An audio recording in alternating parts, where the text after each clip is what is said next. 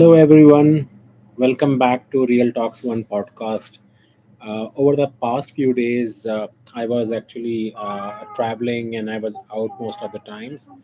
And for that reason, I used my mobile to create some podcast. I really apologize because the internet was flaky or my voice was not very audible.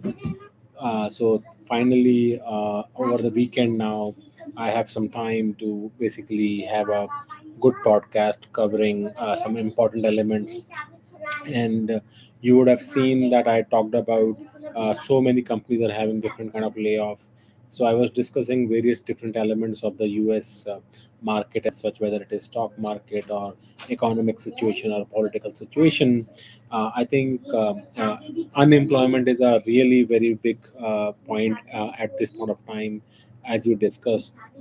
And today I'd like to share some of the recent developments with respect to layoffs that have occurred across the US. In fact, I would say across the world.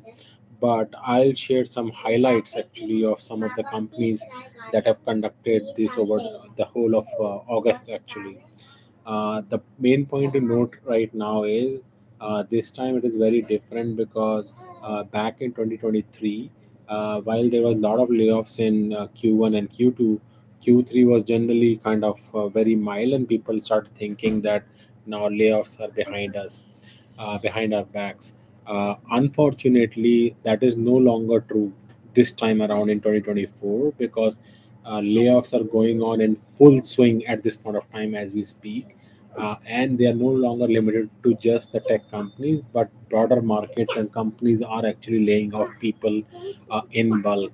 And what I'm going to reveal right now, which many of you might already know by now, is that now we are seeing layoffs in mass, like which is in thousands of tens of thousands of people have been laid off by companies. Again, meanwhile, in between, it was only a few hundred people that was going here and there, but again, we are back to major layoffs.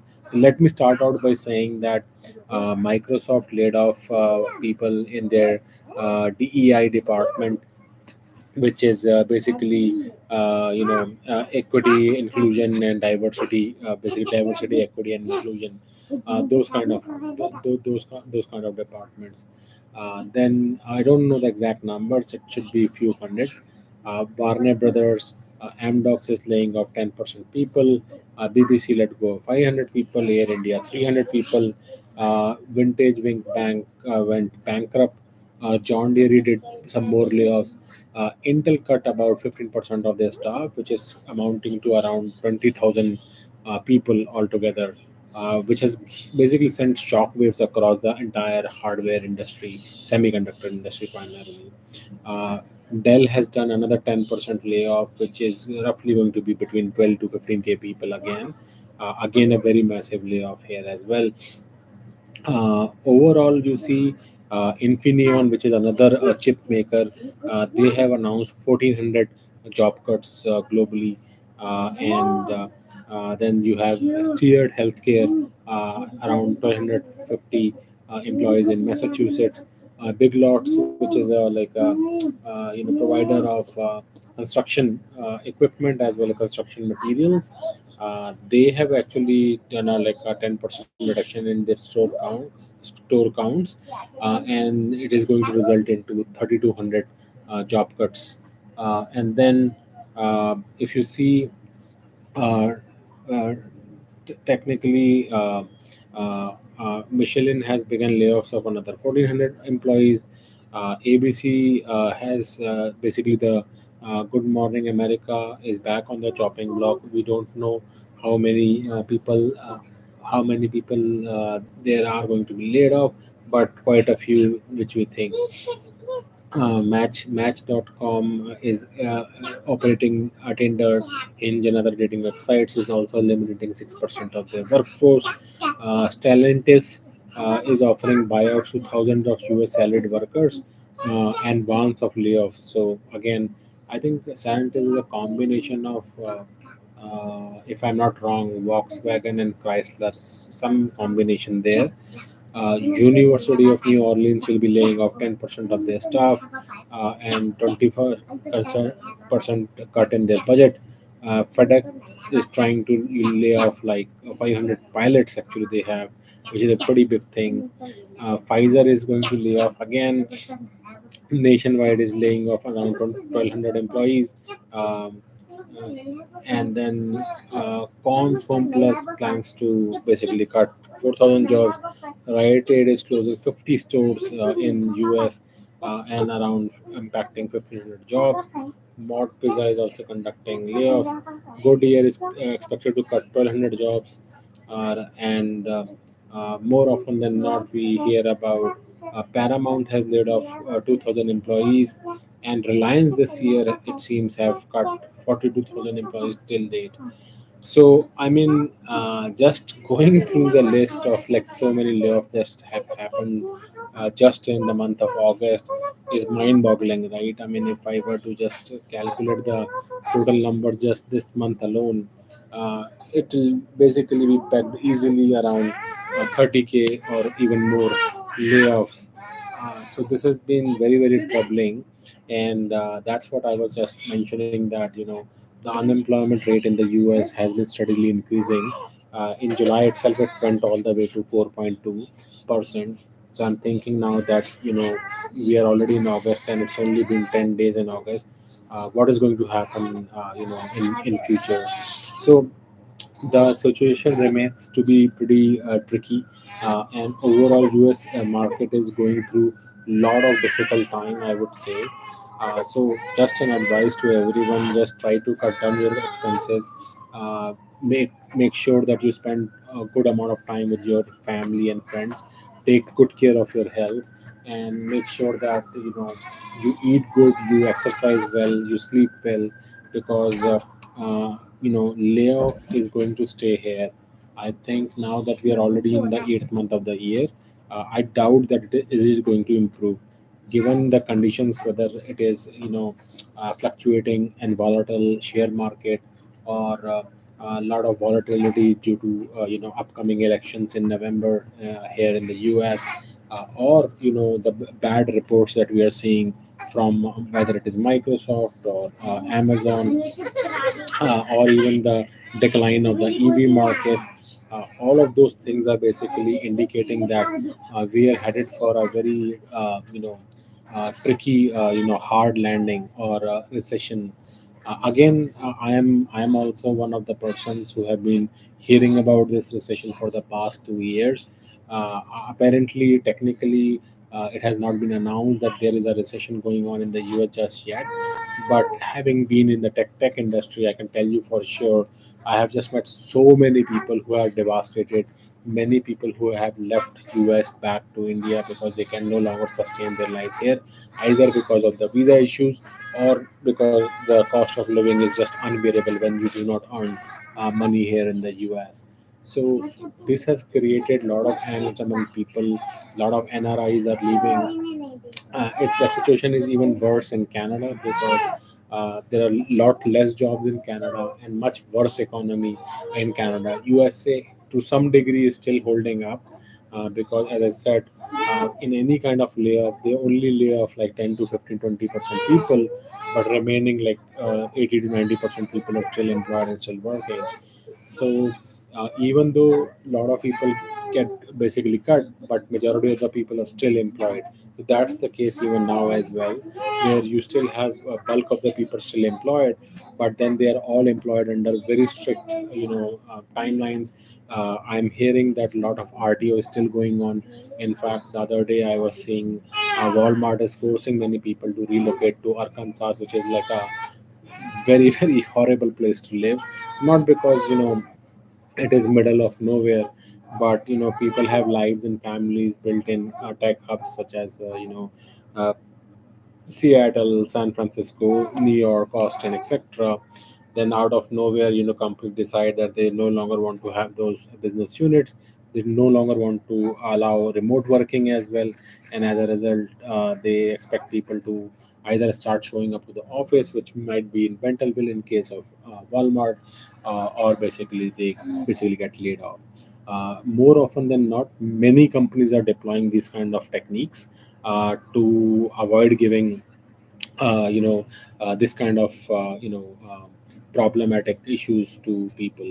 So I do see there are certain questions that have propped up. So let me take those questions here. uh, Focus and keep it up on the policies. Ask what's up. It's all good. It's close to 2:30 p.m. here in Pacific side, so I'm good.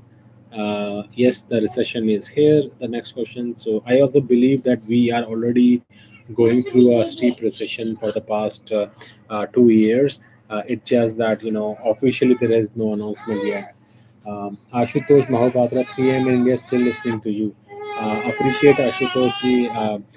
I hope it is you're not taking too much stress about it. So I'd advise just please go early to the bed. I may look like your mom or your dad, but please do hear out my advice that if you keep sleeping time and waking up times correct, then your biological body cycle becomes better. Eat right, sleep right, etc. Once in a while probably it's okay, but don't make it a habit. But thank you very much for listening into my podcast today.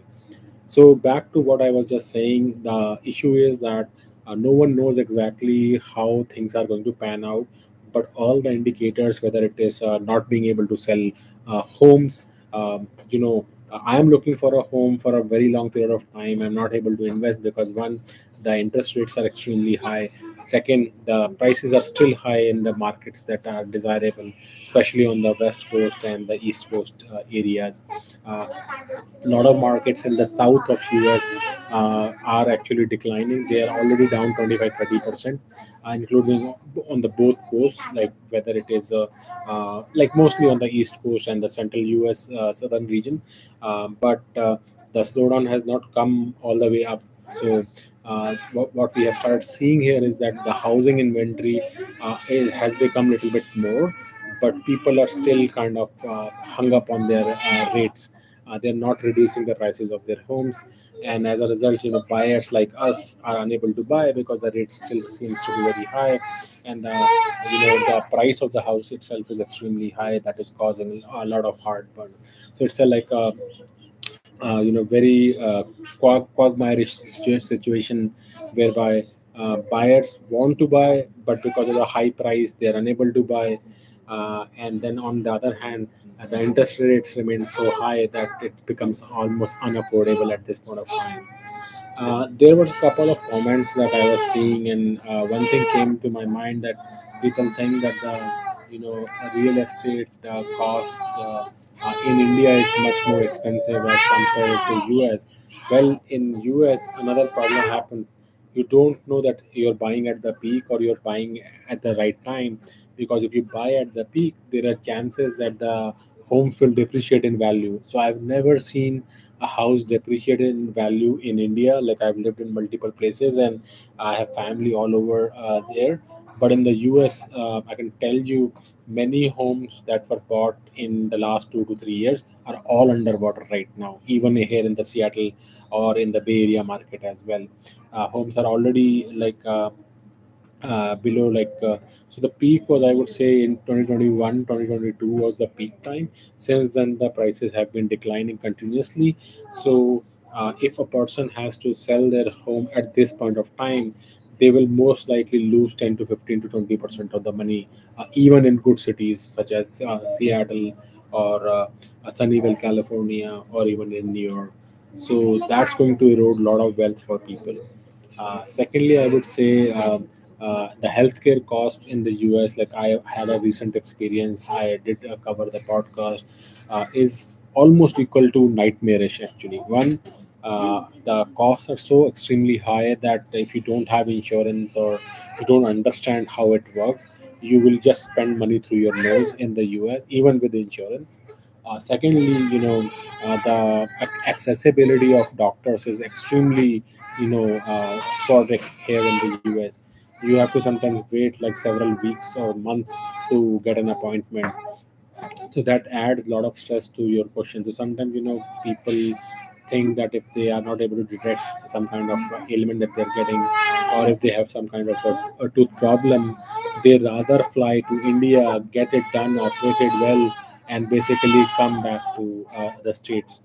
That's the choice that people are making, and now I can understand why that makes sense. And maybe if I have some tooth problem or root canal, etc., maybe I'll do the same thing as well, rather than spending like $1,000 per root canal here in the US, right? In India, probably we can do it for like 5,000 rupees mostly, right? $1,000 is still close to 80,000 rupees, right? So there is just zero comparison amongst, the just the healthcare cost itself. um, Same way, the child care here is extremely expensive, like in West Coast and many of the metro cities here in the US. Child care costs are easily like 2,000, $2,500. That's like the average, right? In India, that is not even like 10,000 per month. Like it could be easily like 5,000 per month, mostly. Or if you go to a good one, it could be like 10,000, like really good one. In the US, as I said, the average itself is like $2,000, which is we are talking about easily 1.8 lakh or something, like 1.6 lakh or something like that, right? So these things just, there is zero comparison actually. That's the level of expenses in the US. But then, on the other hand, like if you are a connoisseur of products, so cars or luxury items and goods, if you like active lifestyle like skiing or swimming and things like that, those kind of avenues are rather like inexpensive or kind of cheaper here in the US. So yeah, I mean, it has its own pros and cons and things like that. So let me read one more comment. Global recession. Please tell something going to study for product management in 2025. Yeah, I think global recession at certain point of time, like many countries in Europe are already under recession. Uh, China is also actually heading towards recession. That's what the news is coming, but we are not sure about it. US, while it is not declared as a recession yet, but I think it is most likely going to go towards recession. But once it happens, we'll get to know about that. So you're talking about uh, Ashutosh Mohapatra for product management in 2025. Sure, you can definitely go for a master's in product management. It's a good field to basically focus yourself on, and I assume that it will be like a 2 years course. So you start in 25, then it is going to end most likely in either end of 2026 or in 2027. So I think from that perspective, we should be fine. Even if, let's say, a recession kicks in towards the end of this year, I don't think it is going to take like whole 2 years into recession. Recovery should start in another year or so. So you should be good by the time you basically graduate. So I do have examples of 2008. So when in 2008 recession kicked in towards the end of 2008, whole 2009 was bad. I think 2010 was also not very good, but recovery started from 2011 and 2012 onwards. So maybe give or take 1 to 2 years after recession, it will take to recover. Similarly, in 2001 time when the recession happened, it took good 2 years, 2002 and 2003, for people to come out of recession and start hiring again and job activity increase. So keeping that into mind, I think if you give 2 years time, then you should be most likely good. So yeah, it's a 2 year program. So by I think 27 we should be fine. Or it could be possible that recession never occurs, and maybe Fed reduces the interest rates and magically people start hiring, and all the economic activity becomes good. Maybe something like that happens, then maybe recession will never happen. So even in that case, you should be fine. So yeah, so that's all I had to discuss today. I wanted to, for it was there in my mind for very long period of time. I was just trying to find like a quiet place. Sorry, I have a young one, as you would have heard in this podcast too. I don't control when they cry and things like that. So sometimes, you will hear background noise. I'm asking apology for that already, because there's not nothing I can do. We have to make sure that baby is fed and taken care of, so they take priority all the time. But nonetheless, it's a passion area for me to share thoughts and views of current activities and basically motivate people and also keep them updated with what is going on. So even though this what I have just shared may seem depressing or not so pleasant news or very palatable, but I think it is important to know what is going on so that you can plan accordingly. If you are having some resource constraints or if you are having some money constraints, make sure that you do not spend money on discretionary expenses. Be sure to conserve your money because cash will become the king, especially when everything goes berserk. So keep focusing on that. Let me read one more question. Krishnan Modiwadia, once again, welcome, Krishna. I know you came the other day as well in one of the podcasts. I'm getting a new offer from some other company, but I don't want to leave my current org. So have so how can I convince my CEO to match my offer? Even matching would suffice. Thanks. Uh, yeah, that's a good one actually. So there are two ways, right? So I don't know which company you are working for right now, but certain companies have policies. So I know like a company by the name of Oracle, who used to have this policy that if you show the competing offer, they will try to match that offer if it is within their range, actually. And people used to do that. They will just basically interview elsewhere and get the offer and show it back to basically their manager in Oracle, and Oracle will try to basically match that salary. But then there are companies like Walmart where even if you have a competing offer, no matter what you do, they will not increase your salary. They'll just be fixed. So I am not sure exactly which category company you are working for, and based upon like what the policies are, you can try it. But personally, my opinion is once you get an offer from the outside and you think your current company will increase the offer, I doubt that is going to work because at the end of the day, that you would also feel bad because you knew that company was knowing that you're valued higher and you can go higher only when somebody else liked you.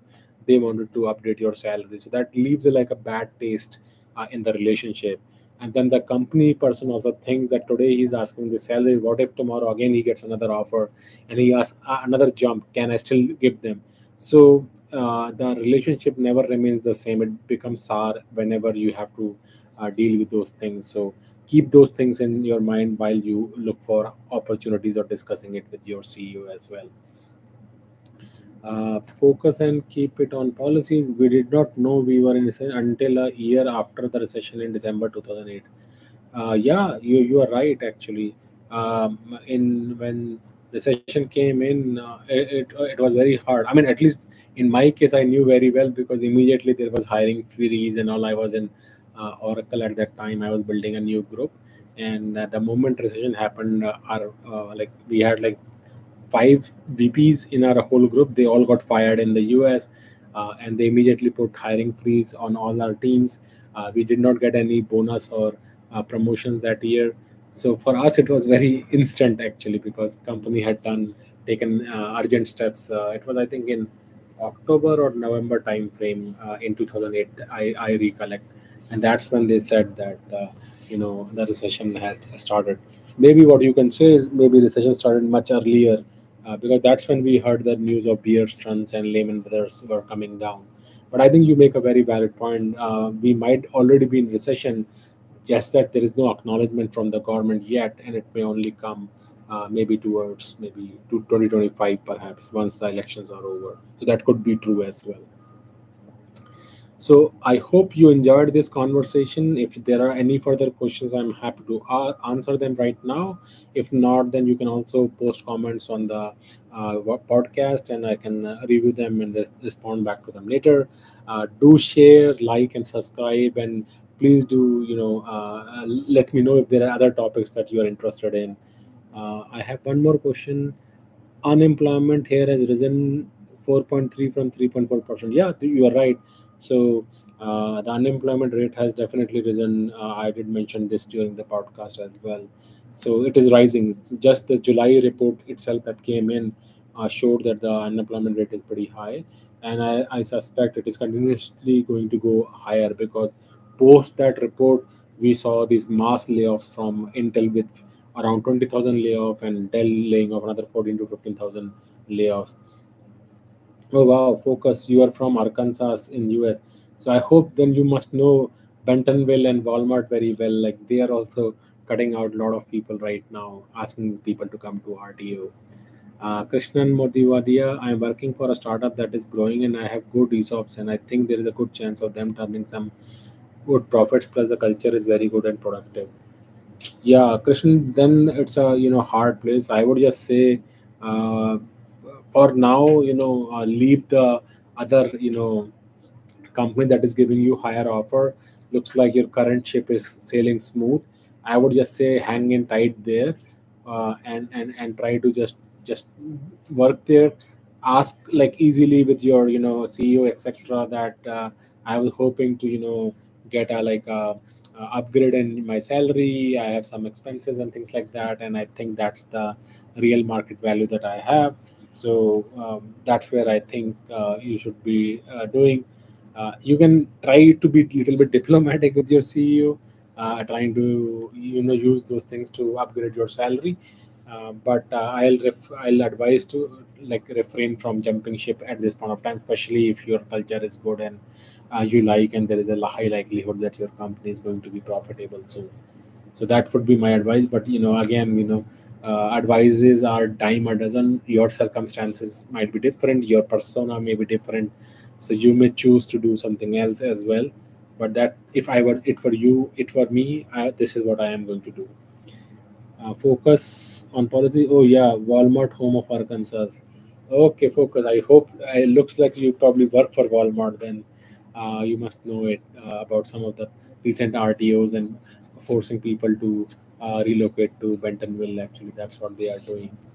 So great conversation today. I hope today the voice was good, the internet was all good, and it was great to connect with you all today. I'll sign out now, and hopefully you have your great day. Enjoy time and with your families and friends, and enjoy good exercise, good food, and good sleep. Bye. Take care.